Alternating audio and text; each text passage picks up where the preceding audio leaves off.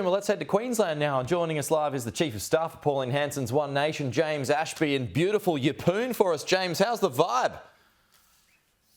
Oh, it's lovely. 27 degrees, nice and warm out here, and we've got sunshine, Peter. I think a lot of people would rather be at the beach where I am rather than be here voting, but a lot of families coming down, and it's surprising the turnout's been very, very, very strong all day. It hasn't peaked and troughed. Right, so what are the folks telling you today, James? Very little. It's surprising how fewer conversations people want to strike up over this conversation. Those who have had the courage to say anything have been very strong in their opinions. They're very disappointed that they've been forced to choose between a yes and a no vote here. They feel as though this should never have been put to the Australian people in the first place. A lot of people unhappy with the Prime Minister because of that. But you get the odd nod on the way out from people saying, I knew how I was going to vote. I didn't need your how to vote card, but thanks for being here. It's interesting of all the volunteers. Yeah, sorry, James. Interesting that you say that, that people aren't, having many discussions while in the queues. And Crystal just said the same thing over in Perth. I mean, why do you think that is?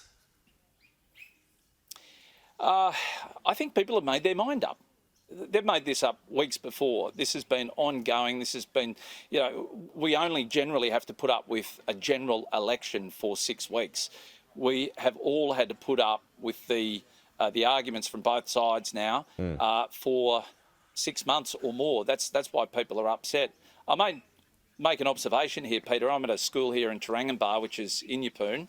It's a school of about 800 students.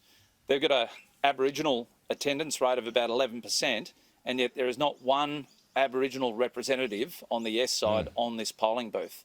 So it does strike me as strange in our neck of the woods here why there aren't Aboriginals on these polling booths to try and encourage people to vote yes. In fact, there's more Aboriginals coming to this booth saying, no, we're not voting yes. Right. I just assumed that, if there's a lot of people on the no side of things who didn't want to talk about it, because it's true that some folks might think that they'd be accused of being racist. Yeah, that's what a lot of people are worried about. They just put their heads down and come through. It's generally on their way out. They let you know how they voted. It's pretty obvious when they come out.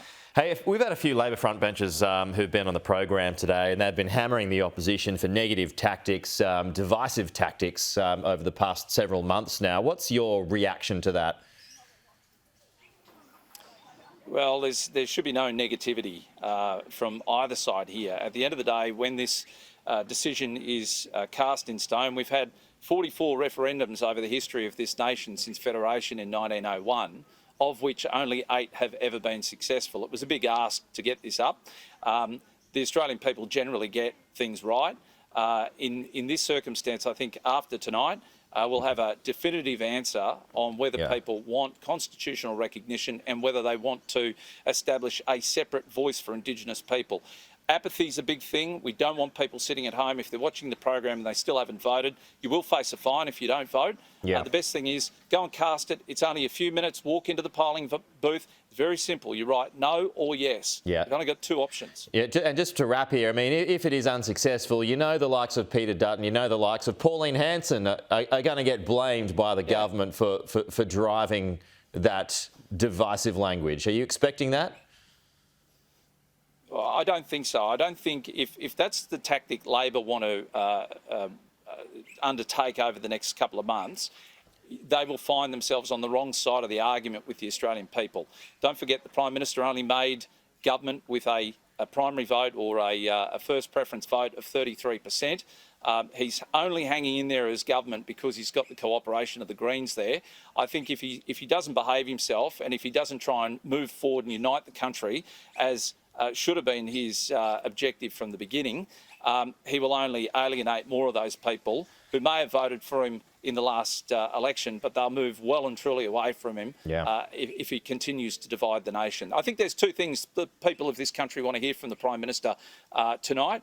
One is an apology for what he's put this country through, and the second will be his resignation as Prime Minister. I don't think there's a long future for Anthony Albanese following this referendum. OK, we shall see. James Ashby from Yeppoon in central Queensland. Thanks, James.